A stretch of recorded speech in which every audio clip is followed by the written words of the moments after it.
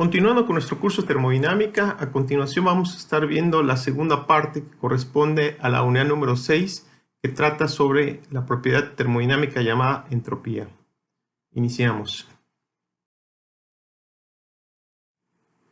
El contenido de la unidad, como se mencionó, se dividió en dos partes. En la primera parte se trató la entropía y la tercera ley de la termodinámica. Se atendió el cambio de entropía en un proceso. También vimos el principio de incremento de la entropía y terminamos esa primera parte con el cambio de entropía en sustancias puras. En esta segunda parte, a través del análisis de las láminas que vamos a ver a continuación, vamos a estar cubriendo el cambio de entropía de líquidos, sólidos y gases ideales, el proceso isentrópico y la eficiencia isentrópica, el balance, cambio y transferencia de entropía. Vamos a estar viendo la generación de entropía y terminaremos la unidad con el análisis de los diagramas de temperatura-entropía y entalpía-entropía.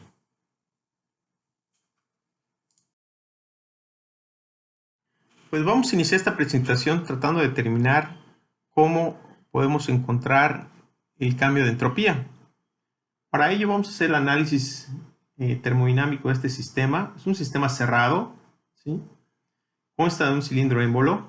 El sistema está interactuante con una fuente de calor, ¿sí? Y parte de esa energía que absorbe el sistema pues lo utiliza para desarrollar un trabajo de expansión. Entonces el sistema está desarrollando un trabajo negativo porque está prácticamente comprimiendo el entorno. Si nosotros escribimos de manera diferencial la ecuación de la primera ley para este sistema, vamos a tener en este caso el diferencial del calor menos, en este caso negativo, porque repito, el sistema está comprimiendo el entorno, se está expandiendo. Entonces sería menos el diferencial del trabajo igual al diferencial de la energía interna. Aquí son diferenciales inexactos porque sabemos nosotros que tanto el calor como el trabajo son funciones de trayectoria. Hay un número infinito de posibilidades para tener la transferencia de calor y asimismo para desarrollar un trabajo. En este caso vamos a estar considerando una dirección muy particular para el proceso que va a corresponder a un proceso internamente reversible, tanto para el calor como para el trabajo. Y en este caso pues sabemos que el trabajo es un sistema compresible simple, ¿sí? Sabemos nosotros cómo encontrar el trabajo, prácticamente es el producto de la presión por el cambio de volumen. Pero primero que nada vamos a tratar de ver qué significa cada uno de estos elementos. Empezamos con el calor. Sabemos nosotros que el diferencial de calor para un proceso internamente reversible lo podemos relacionar con la entropía. Lo vimos en las láminas anteriores de la primera parte de esta unidad. Es decir, que el diferencial de calor para un proceso internamente reversible es igual al producto de la temperatura por el diferencial de entropía, ¿sí? Recuerden ustedes que el diferencial de entropía es igual al diferencial de calor para un proceso internamente reversible sobre la temperatura de la fuente. De allí viene esta expresión. Y para el diferencial del trabajo lo vamos a estar relacionando con el producto de la presión por el diferencial de volumen. Esto es para un sistema compresible simple. Cuando sustituimos tanto el calor como el trabajo en esta expresión de la primera ley en manera diferencial, tenemos lo siguiente. El calor pues, prácticamente se relacionó con el producto de la temperatura por el diferencial de entropía, signo negativo lo mantenemos. El diferencial del trabajo lo relacionamos con el producto de la presión por el diferencial de volumen y mantuvimos la igualdad con el diferencial de energía interna. Si nosotros despejamos prácticamente el producto de la temperatura por el diferencial de entropía, tenemos una razón que vincula al diferencial de la energía interna más el producto de la presión por el diferencial de volumen con la temperatura y el diferencial de entropía. Si queremos encontrar un cambio de entropía, simplemente pasamos dividiendo la temperatura, hacemos la integral y obtenemos el cambio de entropía. Si queremos esta expresión, que viene siendo nuestra primera ecuación para tratar de determinar los cambios de entropía, y la queremos en propiedades específicas, dividimos entre la masa. La temperatura y la presión no dependen de la masa, ¿sí? Son propiedades intensivas. Sin embargo, la entropía, la energía interna y el volumen específico sí dependen de la masa. Entonces, al dividir entre la masa, tenemos que el producto de la temperatura por el diferencial de entropía específica va a ser igual al diferencial de la energía interna más el producto de la presión por el diferencial de volumen específico. Y aquí tenemos de nuevo, como había mencionado, la primera relación para poder determinar el cambio de entropía. Recordemos nosotros que podemos vincular la energía interna con la entalpía, ¿sí? La entalpía específica es igual a la energía interna específica más el producto de la presión por diferencial, perdón, por el producto de la presión por el volumen específico. De manera diferencial, esta expresión queda que el diferencial de entalpía es igual al diferencial de la energía interna específica más el producto de la presión por el diferencial de volumen específico más el volumen específico por el diferencial de presiones, ¿sí? De aquí nosotros despejamos al diferencial de la energía interna específica y tenemos esta expresión que pudiéramos estar sustituyendo en la primera relación que sacamos para tratar de determinar el cambio de entropía, ¿sí? Sustituimos esto aquí y prácticamente tenemos esta simplificación que prácticamente elimina al producto de la presión por diferencial de volumen, ¿sí? Que da lugar a una segunda relación, en este caso al diferencial de la entropía específica, pero ahora con la entalpía. En el primer caso teníamos la relación con la energía interna y en este caso la tenemos ahora con la entalpía debido a esta simplificación que implementamos en la ecuación de la primera relación para la entropía específica, ¿sí? Entonces aquí en esta segunda ecuación tenemos que el producto de la temperatura por el diferencial de la entropía específica es igual al diferencial de la entalpía específica menos el volumen específico por el diferencial de presión. Esas son las dos ecuaciones con las cuales contamos para poder estar determinando, si así lo quisiéramos, los cambios de entropía. Insisto, las temperaturas pasan dividiendo, se desarrollan las integrales y podemos estar encontrando el cambio de entropía. Lo mismo pasaría aquí, pasamos dividiendo la temperatura, hacemos las integrales y podemos estar encontrando el cambio de entropía. Tenemos estas dos ecuaciones para poder determinar el cambio de entropía. Vamos a ver qué podemos hacer con ellas haciendo un análisis para sólidos y líquidos, por ejemplo. Pues como se mencionó en la lámina anterior, a continuación vamos a tratar de determinar para las dos ecuaciones que desarrollamos para la entropía específica, cómo encontrar el cambio en la entropía. En la primera razón o ecuación teníamos prácticamente la vinculación del diferencial de entropía específica con el diferencial de la energía interna. Y en la segunda ecuación teníamos la relación entre el diferencial de la entropía específica con el diferencial de la entalpía específica. En ambas ecuaciones pudiéramos estar encontrando el cambio de entropía mediante la siguiente operación. Pasemos la temperatura dividiendo, ¿sí?, en ambas ecuaciones y tenemos prácticamente ya despejada al diferencial de entropía específica en ambas ecuaciones, ¿sí?, al momento de estar dividiendo los demás elementos sobre la temperatura. Lo que se procede a hacer a continuación es prácticamente integral. Vamos a hacer la integral en cada uno de estos elementos. Y para la primera expresión, que se vincula a la entropía con la energía interna, tenemos que el cambio de la entropía específica va a ser igual a la integral del diferencial de la energía interna específica sobre temperatura más la integral del producto de la presión por el diferencial de volumen específico sobre temperatura. Aquí se diría la primera ecuación para estar encontrando el cambio de entropía a través de conocer el diferencial de la energía interna específica. En el segundo caso, vamos a obtener que el cambio de entropía específica va a ser igual a la integral del diferencial de la entalpía específica sobre temperatura menos la integral del volumen específico por el diferencial de presión sobre temperatura. En este segundo caso tenemos una relación entre la entropía y la entalpía específica. Si queremos nosotros ahora determinar el cambio de entropía para un sólido o líquido, sabemos nosotros que el diferencial de volumen es igual al producto de la masa por el diferencial de volumen específico. En este caso, como el volumen es constante, lo mismo va a pasar con el volumen específico, no deben de cambiar. Por lo tanto, donde veamos el diferencial de volumen específico sería igualado a 0. Podemos estar tomando esta primera relación, ¿sí?, donde tenemos aquí el diferencial de volumen específico, que prácticamente igualamos a 0, de tal manera que el cambio de entropía para un sólido o líquido, en este caso entropía específica, sería igual a la integral del diferencial de energía interna específica sobre temperatura. ¿Cómo determinar entonces ahora el diferencial de energía interna? Bueno, primero tendríamos que estar recordando que para un sólido o líquido el calor específico a presión constante es prácticamente igual al calor específico a volumen constante y es igual a una función, ¿sí?, que depende de la temperatura. En este caso, para un sólido o un líquido, el diferencial de energía interna específica es igual a esa función, que es un calor específico dependiente de la temperatura, por el diferencial de temperatura. Pudiéramos estar sustituyendo el diferencial de energía interna específica en esta integral para poder resolverlo y poder encontrar el cambio de entropía. Tenemos lo siguiente, ¿no? Tenemos que el cambio de entropía específica va a ser igual a esa integral, el diferencial de energía interna específica sobre temperatura, que al momento de estar sustituyéndola a través de esta función que depende de la temperatura que va a corresponder al calor específico, ¿sí? Obtenemos que el cambio de entropía específica es igual a la integral de esa función, o sea, un calor específico que depende de la temperatura, por el diferencial de temperatura sobre temperatura. Para el caso particular de que podamos tener que este calor específico no dependa de la temperatura, que sea una constante, o hablemos de un calor específico promedio, pudiera salir de integral, de tal manera que nos queda una integral del diferencial de temperatura sobre temperatura, que es prácticamente igual a un logaritmo natural.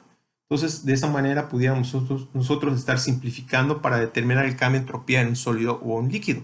Tenemos que el cambio de entropía específica va a ser igual o aproximadamente igual a ese calor específico promedio por el logaritmo natural de la temperatura final sobre la temperatura inicial. De esta manera pudiéramos nosotros estar determinando el cambio de entropía para un sólido o líquido, siempre y cuando esta función, insisto, que el calor específico no dependa de la temperatura, que sea una constante. De lo contrario, tendríamos que estar recurriendo prácticamente a las tablas para poder estar determinando cómo queda esta función y poder desarrollar esta integral. En la lámina anterior estuvimos determinando prácticamente el cambio de entropía para sustancias y para sólidos, ¿sí? En este caso vamos a estar encontrando el cambio de entropía para gases ideales.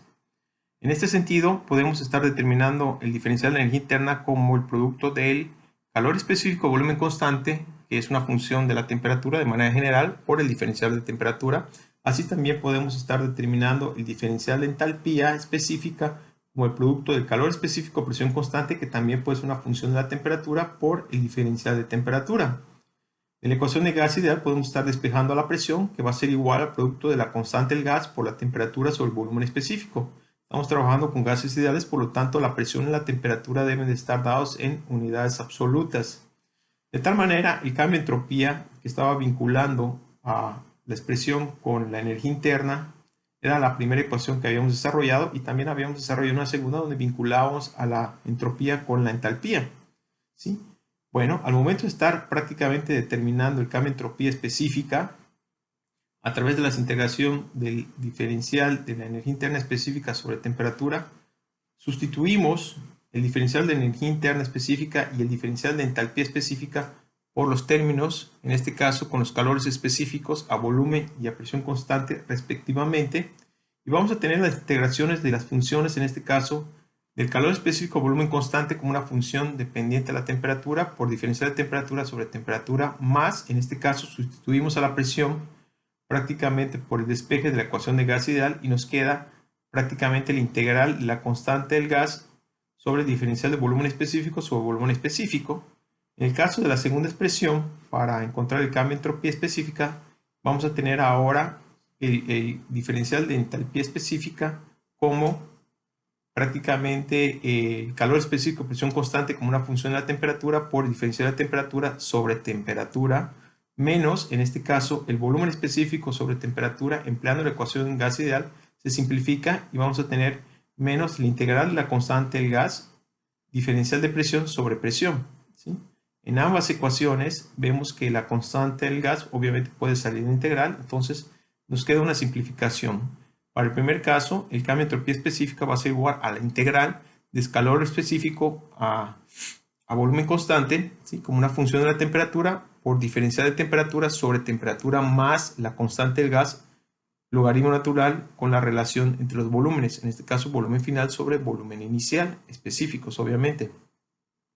Para la segunda ecuación vamos a tener que el cambio de entropía específica va a ser igual a la integral del calor específico presión constante, que puede ser una función de la temperatura por el diferencial de temperatura sobre temperatura menos la constante del gas por el logaritmo natural de la razón entre la presión del estado final sobre la presión del estado inicial, ¿sí? Estas serían las dos ecuaciones generales para estar encontrando el cambio de entropía específica para gases, ¿sí?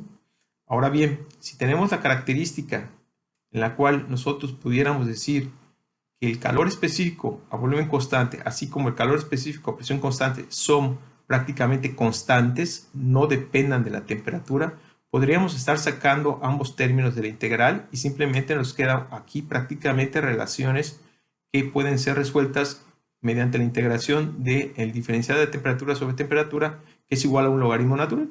Y aquí tenemos la simplificación para las dos ecuaciones, ¿sí?, que involucraron las integrales, que al momento de ser prácticamente consideradas como constantes los calores específicos, terminan siendo una razón de logaritmos naturales. ¿Sí? Entonces, con estas dos expresiones podríamos estar encontrando el cambio de entropía específica para un gas ideal, en un caso donde consideramos a la energía interna, que es la primera expresión, y en el segundo caso, donde consideramos a la entalpía, que es la segunda expresión.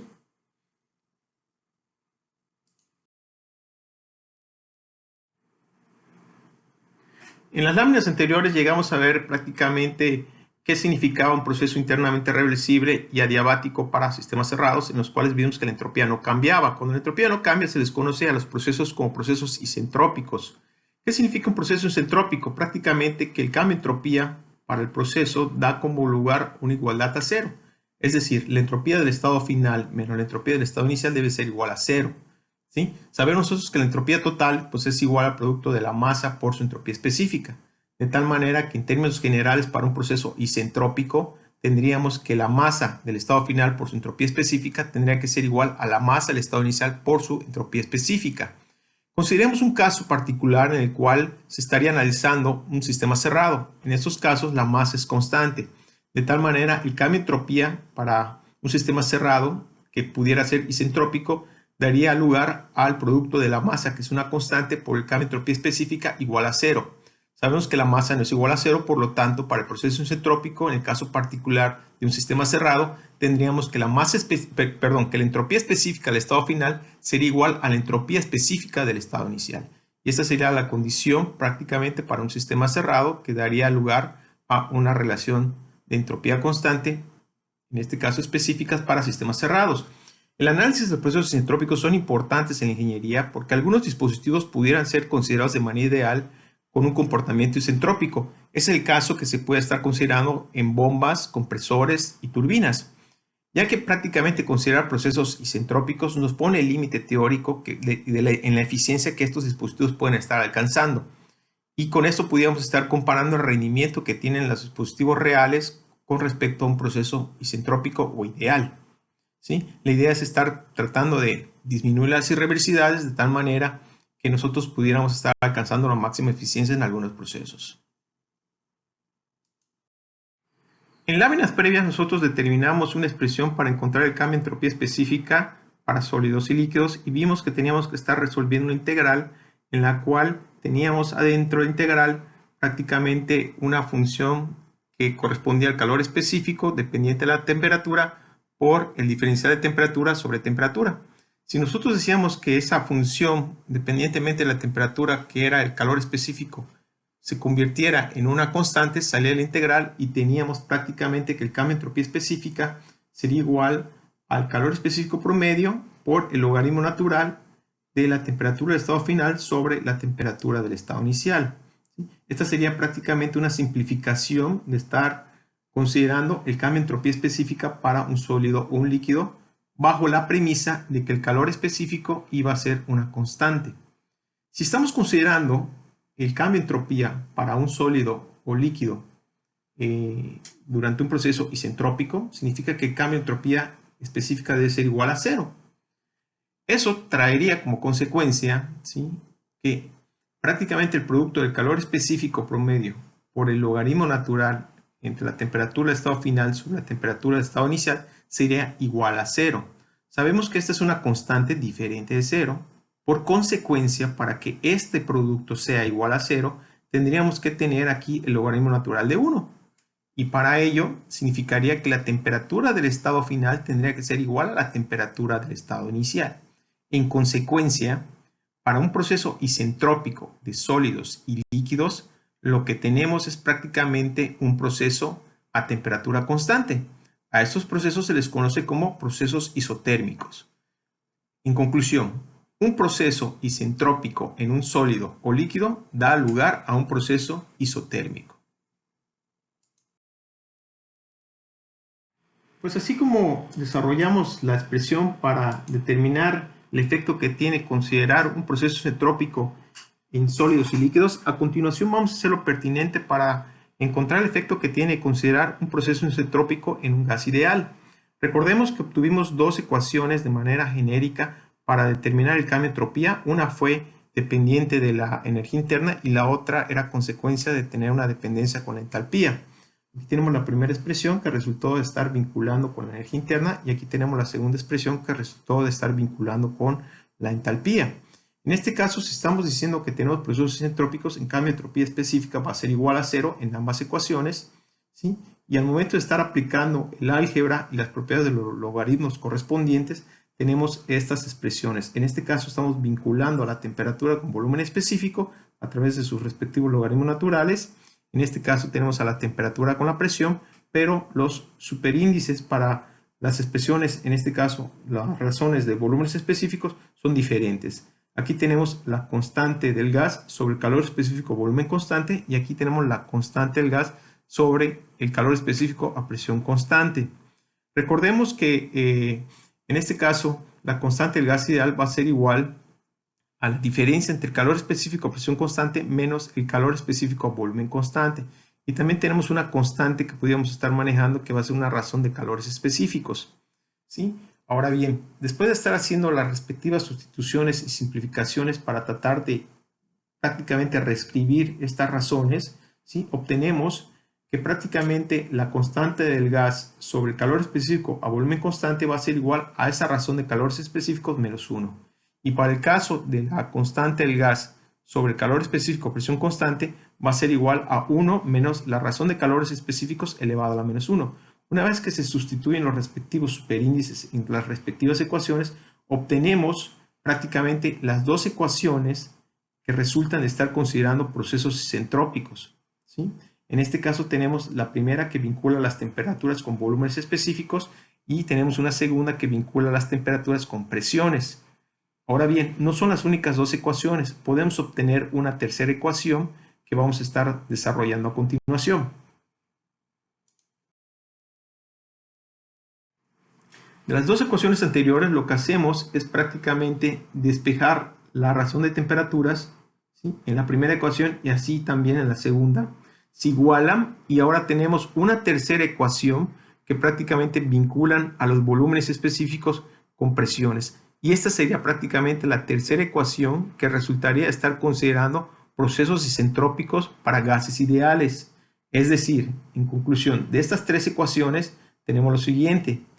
Para procesos isentrópicos en gases ideales, la razón entre el producto de la temperatura por volumen específico elevado a la constante que viene siendo la razón de calores específicos, menos 1, va a ser igual a una constante. La segunda relación es el producto de la temperatura por la presión elevada a la 1 menos la constante o razón de calores específicos a la menos 1 va a ser igual a una constante. Y la tercera expresión, que es prácticamente el producto de la presión por volumen específico elevado a esa razón de calores específicos, va a ser igual a una constante. Estas prácticamente son las tres ecuaciones isentrópicas para gases ideales que resultaron del análisis respectivo, ¿sí? Ya en láminas previas habíamos comentado lo importante que es la consideración de procesos isentrópicos en algunos dispositivos como pueden ser turbinas, bombas y compresores, por mencionar algunos. A continuación vamos a hacer un análisis para encontrar la eficiencia adiabática o isentrópica en una turbina. Vamos a apoyarnos en un diagrama entalpía y entropía, en la cual tenemos dos presiones. Tenemos una presión de alta representada por esta línea azul. A esta presión de alta le vamos a llamar presión 1.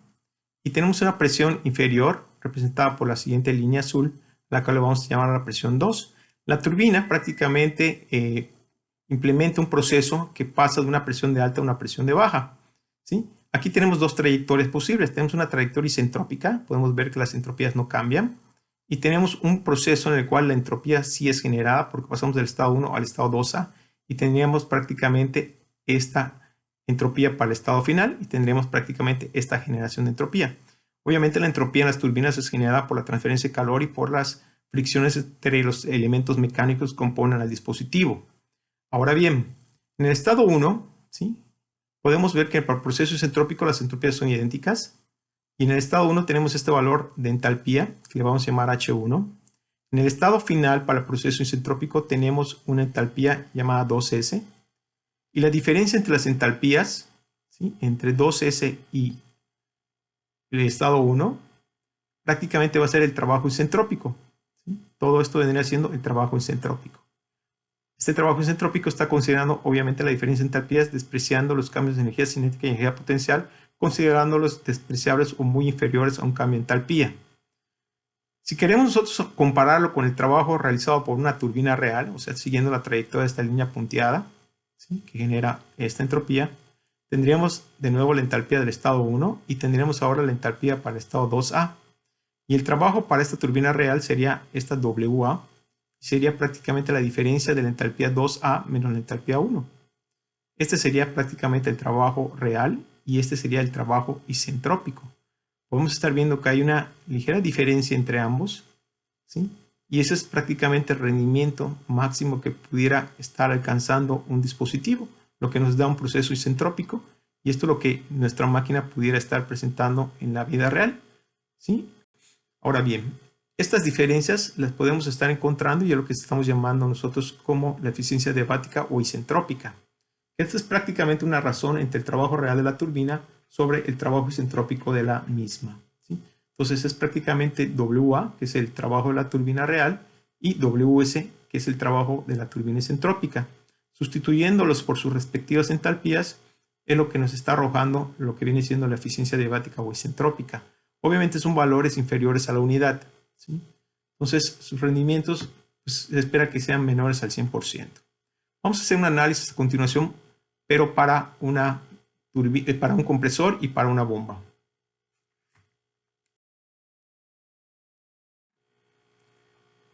Pues así como hicimos el análisis para una turbina, ahora vamos a hacer un análisis para un compresor. Este compresor está manejando un gas. De nuevo tenemos el diagrama entalpía con entropía. Tenemos dos líneas de presión. Acá tenemos una línea de presión que corresponde a una presión 1. Y tenemos una presión superior, ¿sí?, esta línea azul que corresponde a una presión 2. En este caso la presión 2 es mayor a la presión 1. Tenemos un estado inicial, ¿sí? Lo que hace prácticamente este compresor es incrementar la presión para ir de P1 a P2, ¿sí? Estos compresores demandan energía para poder comprimir el gas. Un proceso isentrópico, obviamente, estaría demandando, o se espera que demande menos trabajo que lo que haría un compresor real. Podemos estar viendo esta línea roja, que corresponde a un proceso isentrópico donde vamos del estado 1 al estado 2S. ¿Sí? Vemos que es un proceso isentrópico. Pasamos de una entalpía 1 ahora a una entalpía 2S. ¿Sí? Prácticamente esta diferencia en entalpías corresponde al valor del trabajo isentrópico. ¿De acuerdo? Ahora veamos qué ocurre para un proceso real. Tendremos que seguir la trayectoria de esta línea punteada para pasar del estado 1 al estado 2A. ¿Sí? En el estado 1 teníamos la entalpía H1 y en el estado 2A tenemos ahora esta entalpía 2A. ¿Sí? Y la diferencia entre entalpías prácticamente sería el trabajo real. Aquí estamos considerando que el trabajo real sería la diferencia entre entalpías, ya que de nuevo estamos despreciando los cambios de energía cinética y energía potencial, ya que pueden ser muy pequeños comparados a una diferencia de entalpías, ¿no? Bueno, pues pueden darse cuenta que el trabajo real que demandaría este compresor es mucho o ligeramente más grande que el trabajo isentrópico, ¿sí? Esta diferencia es lo que estaríamos llamando nosotros eficiencia adiabática o eficiencia isentrópica. Aquí tenemos prácticamente la eficiencia adiabática o isentrópica para un compresor. Sería una razón entre el trabajo isentrópico en el compresor sobre el trabajo real, o sea, WS sobre WA. Y aquí tenemos la interpretación en función de sus entalpías. Tenemos la entalpía del estado 2S menos la entalpía del estado 1, que corresponde al trabajo isentrópico, sobre la entalpía 2A menos la entalpía 1, que corresponde al trabajo real, ¿sí? Obviamente, de nuevo, así como pasa con la turbina, la eficiencia isentrópica tendría que ser un valor inferior a la unidad. Normalmente se expresan en porcentajes. En el caso particular de una bomba, ¿sí?, el comportamiento es idéntico. Prácticamente pasamos de una presión 1 a una presión 2, solo que ahora estamos manejando un fluido incompresible, de tal manera que el cambio de entalpía lo podemos estar representando como un cambio de energía interna más el producto de la presión por el cambio de volumen específico más el volumen específico por el cambio de presiones. En este caso, como estamos considerando una eficiencia isentrópica, prácticamente no hay irreversibilidades, ¿sí? No hay transferencia de calor. Entonces se espera que esta bomba isentrópica o ideal, al momento de tener este recorrido para la bomba, ¿sí?, no genere un cambio en la temperatura, o sea, muy mínimo, mínimo. En este sentido, el cambio de energía interna va a ser despreciable y el cambio del volumen específico también, porque es una sustancia incompresible, de tal manera que tendríamos que el cambio de la entalpía sería igual al volumen específico por el cambio de presiones. Eso sería para una bomba isentrópica ideal. Entonces podríamos estar sustituyendo este término aquí, de tal manera que tendríamos que la eficiencia adiabática o isentrópica para una bomba sería igual al trabajo isentrópico sobre el trabajo real, ¿sí? De nuevo, sería la entalpía del estado 2S menos la entalpía del estado 1 sobre la entalpía del estado 2A menos la entalpía 1, ¿sí?, que esto sería el trabajo real, este sería el trabajo isentrópico, y esta diferencia de entalpía la pudiéramos estar sustituyendo por este término que acabamos de describir y podríamos estar encontrando la eficiencia adiabática o isentrópica en la bomba como el producto del volumen específico por la diferencia de presiones, o sea, la presión final menos la presión inicial, sobre la diferencia de entalpías, en este caso la entalpía del estado 2A menos la entalpía del estado 1. ¿Sí? De nuevo, la eficiencia isentrópica o adiabática para esta bomba tendría que tener un valor inferior a la unidad, en este caso inferior al 100%.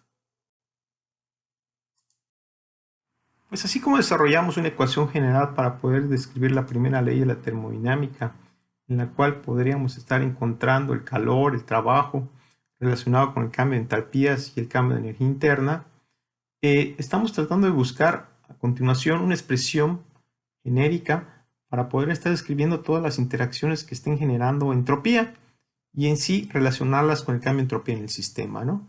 A esta ecuación se le conoce como balance entropía. Vamos a apoyarnos en la siguiente imagen para tratar de describir esta ecuación que se conoce como balance entropía. Tenemos acá una imagen, ¿sí?, donde tenemos un sistema. Este sistema tiene una frontera, ¿sí?, y a través de esta puede estar interactuando con los alrededores. Obviamente el sistema y los alrededores vendría siendo el universo. Este sistema, al momento de estar interactuando con sus alrededores, puede estar ganando masa, puede estar perdiendo masa, puede estar ganando calor, puede estar perdiendo calor. Así también el sistema está sometido a algunos procesos y estos pudieran estar generando entropía. Entonces aquí tendríamos una entropía generada por irreversibilidades como consecuencia de que el sistema está sufriendo procesos. Y estos procesos, al momento de presentarse en el sistema, al ser interactuante con las masas, con los calores, pues van a generar un cambio de entropía total en el sistema, donde pasa de un estado de equilibrio a otro, ¿sí? Y tendremos aquí el cambio de entropía del sistema. Bueno, todo esto que acabo de mencionar, podemos estar viendo que se puede estar relacionando con la generación de entropía a través del siguiente análisis. Tenemos que la transferencia neta de entropía puede venir por el calor, ¿sí? También sabemos que la masa, al ser la entropía una propiedad extensiva, pues está vinculada con el incremento de entropía. Cuando el sistema gana masa, gana entropía. Cuando un sistema pierde masa, pierde entropía. Y así también tenemos la contribución de la generación de entropía por irreversibilidades, que puede ser la fricción, una mezcla de dos fluidos diferentes, etcétera, ¿no? Todo este tipo de interacciones va a traer como consecuencia un cambio de entropía total en el sistema, ¿sí? Obviamente, de manera general, un sistema puede tener varias entradas, por eso tenemos aquí la sumatoria. Entonces aquí tendremos la sumatoria de todos los calores que entran sobre sus temperaturas de las fronteras respectivas. Esta es la temperatura de las fronteras. Estas temperaturas están dadas en valores absolutos, que serían Kelvin y Rankine. Aquí tenemos el signo negativo porque ahora estamos considerando todos esos calores que salen del sistema, ¿sí? Tenemos la sumatoria de todos los calores que salen del sistema sobre las temperaturas de sus respectivas fronteras, ¿sí? Asimismo tenemos aquí el signo positivo porque estamos considerando toda la masa que entra, o sea, toda la entropía que entra al sistema debido a la masa entrante. El signo negativo porque correspondería a toda la masa que sale del sistema, más la generación de entropía debido a irreversibilidades al momento de estar presente un proceso.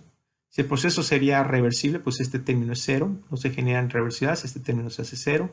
Si el sistema es cerrado, pues estos términos desaparecen. Si el sistema es adiabático, pues no hay calor. Pues todo este tipo de interacciones van a estar generando un cambio de entropía en nuestro sistema. ¿Ok? Aquí tenemos esta expresión en la cual pues prácticamente tenemos considerado los valores de las entropías específicas. Por ejemplo, en el caso de la masa que entra, o esta entropía que entra, pues sería la sumatoria de las masas que entran por sus valores respectivos de entropía específica, menos todas esas masas que salen multiplicando a sus entropías específicas en cada salida, ¿sí?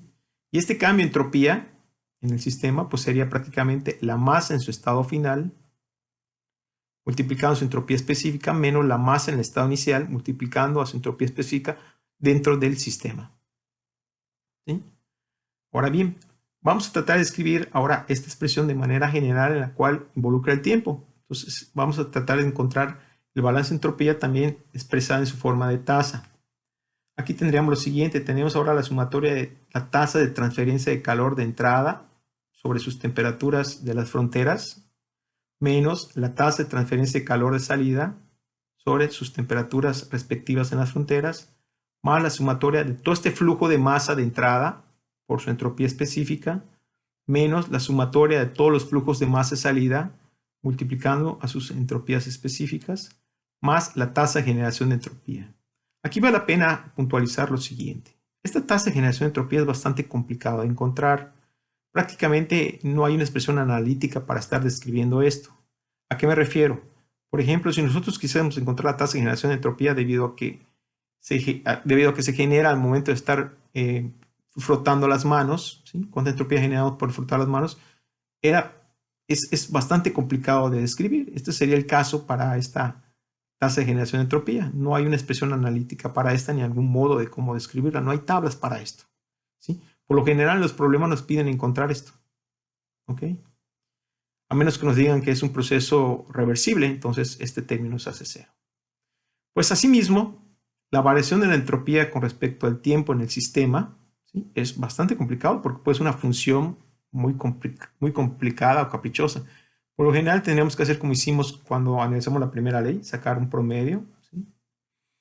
Ya que todo esto pues, puede estar ocurriendo en un intervalo de tiempo definido. Por ejemplo, si es un proceso de descarga, todo esto ocurre en un intervalo de tiempo finito, ¿sí? Entonces pudiéramos estar dividiendo todo entre ese intervalo de tiempo y poder tener una expresión como la que tenemos aquí, como la que estoy señalando.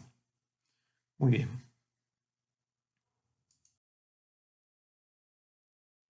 Pues a partir de la ecuación que describimos en la lámina anterior, donde tenemos prácticamente la relación que tienen todas las interacciones de calor, las masas y la generación de entropía y cómo están afectando en lo que respecta al cambio de entropía dentro del sistema. En este caso, esta ecuación general tiene la cuestión temporal involucrada al estar manejando tasas de transferencia de calor, flujos de masa y la tasa de generación de entropía. Y aquí tenemos la derivada de la entropía general del sistema con respecto al tiempo. En este caso, prácticamente cuando se esté requiriendo involucrar el tiempo, los fenómenos van a estar ocurriendo en intervalos de tiempos finitos, de tal manera que podríamos tener aquí el tiempo finito involucrado, ¿sí? Prácticamente dividiendo a todas estas interacciones, y en el caso particular de cómo estaría cambiando la entropía dentro del sistema, tendríamos prácticamente una diferencia en lugar de tener una función donde tendríamos la diferencia entre la entropía del estado final menos la entropía del estado inicial. En este caso sería la masa del estado final por su entropía específica menos la masa del estado inicial por su entropía específica sobre ese intervalo de tiempo en el cual estaría ocurriendo el proceso. Vamos a ver el siguiente sistema. Analicemos un sistema cerrado. ¿Cómo estaría quedando esta ecuación? ¿Sí? Pues para un sistema cerrado prácticamente no tenemos entradas de masa, no tenemos salidas de masa, ¿sí? Y lo que estaríamos teniendo simplemente son las interacciones de calor de entrada y de calor de salida, la generación de entropía y el cambio de entropía en nuestro sistema, ¿no? Y es la ecuación que tenemos a continuación. Tenemos los calores de entrada menos los calores de salida, la generación de entropía por la diferencia, obviamente, la entropía en nuestro sistema. Como había mencionado previamente, la generación de entropía, pues prácticamente es un término bastante complicado que por lo general es lo que nos están solicitando en algunos problemas, encontrar la generación de entropía en tal proceso, ¿no? Y estaríamos despejando este término en esta expresión. Para un caso en el cual estemos considerando un sistema abierto de flujo permanente, ¿sí? En este tipo de sistemas, prácticamente ahora tendremos que estar recurriendo a esta ecuación. Como es un sistema de flujo permanente, la entropía dentro del sistema no va a cambiar en el tiempo, va a permanecer constante, lo mismo pasa con su energía, ¿sí? Entonces este término sería cero en esta ecuación para un sistema abierto de flujo permanente. Entonces tendríamos prácticamente la sumatoria de las tasas de transferencia de calor de entrada sobre sus temperaturas de sus fronteras respectivas, menos la sumatoria de todas esas tasas de transferencia de calor de salida sobre sus temperaturas de sus fronteras respectivas, más la sumatoria de todos estos flujos de masa de entrada por sus entropías específicas, menos la sumatoria de todos esos flujos de masa de salida por sus entropías específicas, más la tasa de generación de entropía. Lo que pudieran estarnos solicitando, por ejemplo, si estuviéramos analizando una turbina real, un compresor real, un difusor real, nos pudieran estar solicitando encontrar la tasa de generación de entropía en ese dispositivo. Despejaríamos este término. Para un sistema abierto, en el cual tendríamos una carga, una descarga, ¿sí? Pues en este caso estaríamos recurriendo a esta expresión, ya que todo el fenómeno ocurre en un intervalo de tiempo finito. Y en este sistema, pues prácticamente dependiendo lo que estemos considerando, si estamos considerando, por ejemplo, un sistema de carga, ¿sí? Pues podríamos tener calor de entrada, calor de salida, pero es un sistema de carga. Este término es diferente de cero, porque podríamos estar permitiendo la entrada, es un sistema de carga, pero este término sería cero, ¿de acuerdo? Sería cero. Tendríamos todavía la generación de entropía por reversibilidades, ¿sí? Podría haber fricción ahí involucrada, y va a traer como consecuencia el cambio de la entropía en nuestro sistema, en este caso el volumen de control. Si estuviéramos hablando de un proceso de descarga, en este caso, prácticamente toda la entropía de entrada sería igual a cero, solo tendríamos la contribución de salida porque estamos considerando descarga. Obviamente dejamos el signo negativo porque la entropía está saliendo del sistema, por eso manejamos el signo negativo. Entonces, este término sería cero para un sistema de descarga, ¿sí? Entonces, si se dan cuenta, prácticamente todas estas ecuaciones son resultado de esta. Esta es la ecuación general, que en términos particulares pudiera tener una simplificación al momento de estar considerando un intervalo de tiempo en el cual ocurre el proceso en el sistema, ¿no? Entonces, esta es la ecuación general y este es el caso particular, ¿de acuerdo? Vamos a ver ahora cómo se maneja esta expresión general para procesos. Aquí analizamos sistemas, ¿sí? Sistema cerrado, sistema abierto de flujo permanente y sistema de carga y descarga. Ahora vamos a analizar algunos procesos.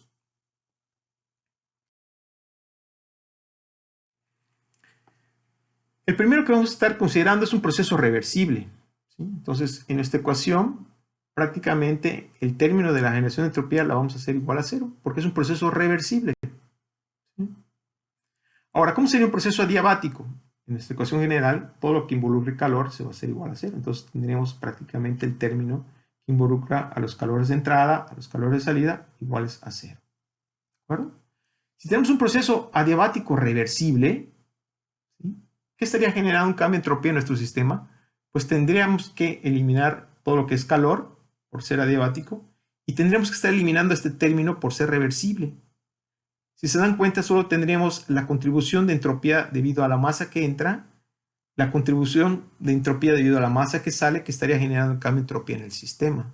Entonces sería prácticamente cómo entra la masa, cómo sale la masa, lo que pudiera estar generando el cambio de entropía en nuestro sistema.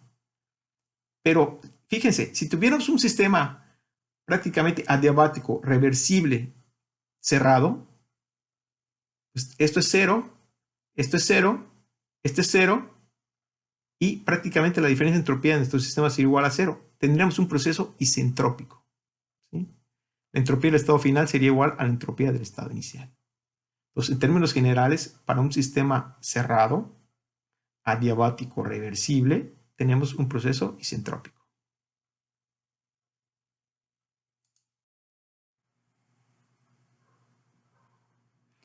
Como hemos visto, los diagramas para el análisis de los procesos son de mucha ayuda para estar analizando cómo están cambiando estas propiedades y la relación que tienen entre ellas. Uno de los diagramas que es de bastante utilidad es el diagrama temperatura-entropía, ¿sí? En este diagrama en particular podemos estar analizando lo que está ocurriendo en los procesos cuando tienen unas interacciones de calor involucradas. Nosotros sabemos que el diferencial de calor para un proceso internamente reversible es igual al producto de la temperatura por el diferencial de entropía. Si hacemos la integral en ambos lados, ¿sí? Lo que obtenemos es prácticamente todo el calor generado para este proceso internamente reversible. Cuando digo generado, puede ser ganado o cedido, ¿sí? Que va a ser igual a integrar del estado 1 al estado 2 de la razón o del producto de la temperatura por diferencia de entropía. Esto es prácticamente todo el calor generado para un proceso que va del estado 1 al estado 2 sería igual a todo el área bajo la curva que representa a este proceso.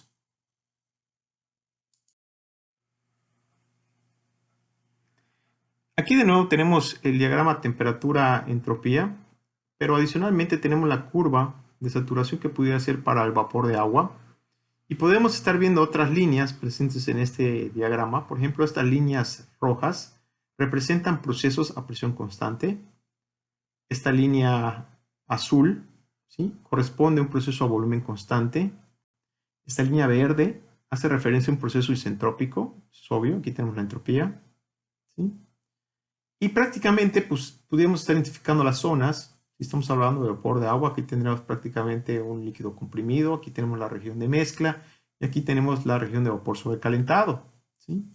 Aquí es interesante notar que, por ejemplo, por una turbina se estaría comportando en esta región, que pasaría de un vapor sobrecalentado a un vapor sobrecalentado, pero si sigue bajando de manera isentrópica, pudiera tener un estado final de mezcla o inclusive un vapor saturado.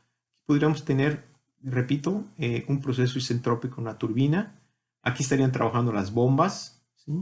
Aquí pudieran estar trabajando las calderas. Aquí estarían trabajando los condensadores. Son de bastante utilidad estos diagramas temperatura-entropía para el análisis de dispositivos, sobre todo en máquinas térmicas. Otro diagrama de mucha utilidad también es el diagrama de Mollier, que vamos a ver a continuación. En este diagrama de Mollier tenemos aquí la entalpía y la entropía. Ya anteriormente hemos visto este diagrama cuando analizamos las eficiencias adiabáticas o isentrópicas en turbinas y compresores. Pero pues en el diagrama de Mollier tenemos más propiedades en la misma gráfica. Tenemos la calidad como esta línea negra fuerte, intensa, ¿sí? Son líneas de calidad. Tenemos las líneas de presión, el mismo diagrama, ¿sí? Y tenemos líneas de temperatura. O sea, prácticamente tenemos 5 propiedades en una sola representación. Tenemos las entalpías, entropías, la calidad, la presión y la temperatura. Podemos ver que el cambio de entalpías pues va a ser referencia o va a ser una medida del trabajo para cualquier proceso, ¿sí?